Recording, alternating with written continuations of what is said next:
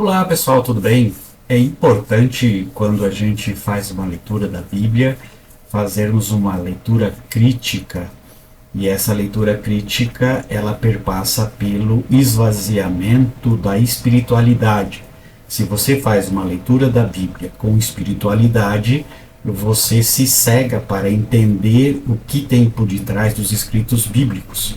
Então, a leitura espiritual da Bíblia, teológica da Bíblia, não permite você enxergar as verdades que estão por detrás dos escritos bíblicos.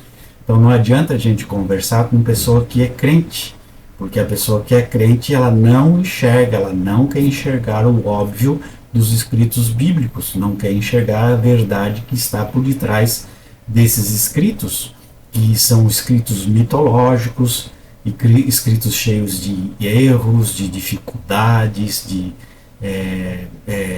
interpolações, de conclusões sanguinolentas, de sofrimento, de dor, um Deus poderoso, castigador, um Deus misericordioso, mas que não tem misericórdia, que deixa o povo no deserto, passar fome, morrer, para encontrar a terra prometida, um Deus que para salvar o seu filho na gravidez de Maria, permite que o imperador mate as outras crianças no ventre de suas mães, ou crianças até 2 anos.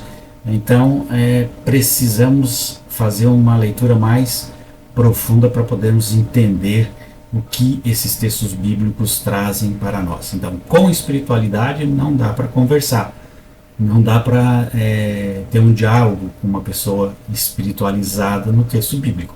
Só dá para ter um diálogo com quem tem ou quem faz uma leitura fria dos textos bíblicos, uma leitura mais exegética, né?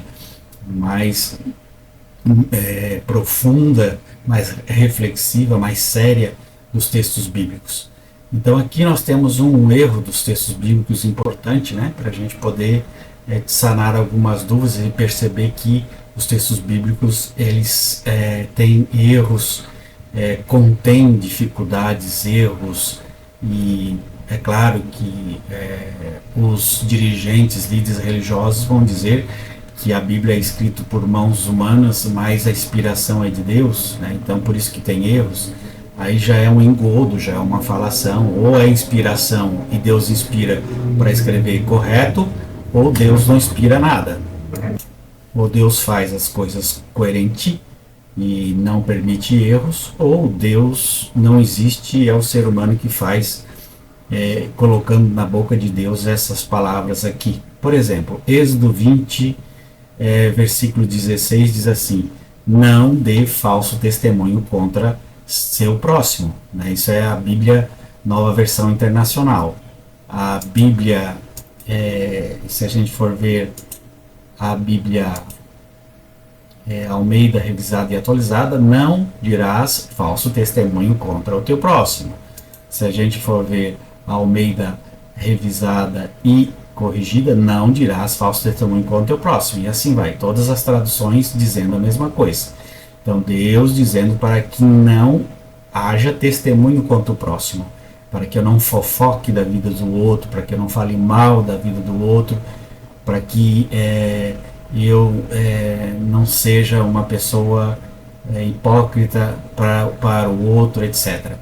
Só que em 1 Reis 22, nós vimos que Deus diz assim: ele respondeu: sairei e serei um espírito mentiroso na boca de todos os profetas do rei. O Senhor disse: você conseguirá enganá-lo, e vá e faça isso. Então aqui Deus pede para que haja esta enganação, haja essa mentira, né?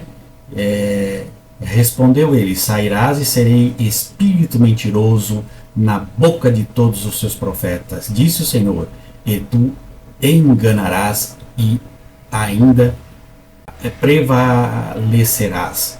Saí e fazei-o assim. Almeida Revisada Atualizada. Vamos ver essa tradução aqui, como é que ficou?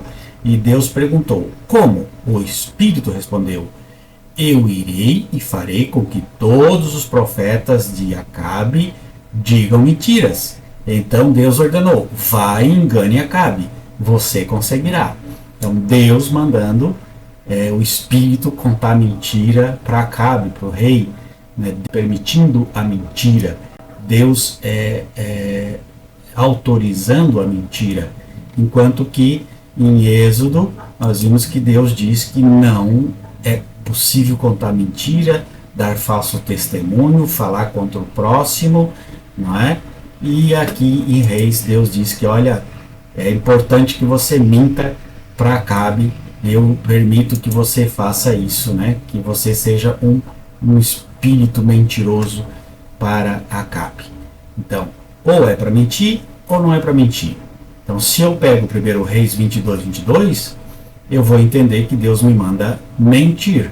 Mas se eu pego o Êxodo 20:16, eu entendo que Deus diz para não mentir. Que confusão é essa? O que eu devo fazer? Qual é o correto a se fazer? Então você percebe que os textos bíblicos eles são cheios de erros, de contradições.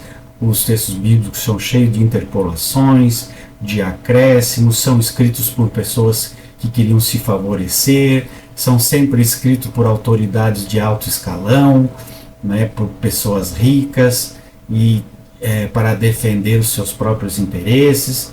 Então, esse mito que é a Bíblia é uma enganação e as pessoas precisam abrir o olho e entender isso. Mas se olhar com o olho da fé, não vai haver mudança, não adianta.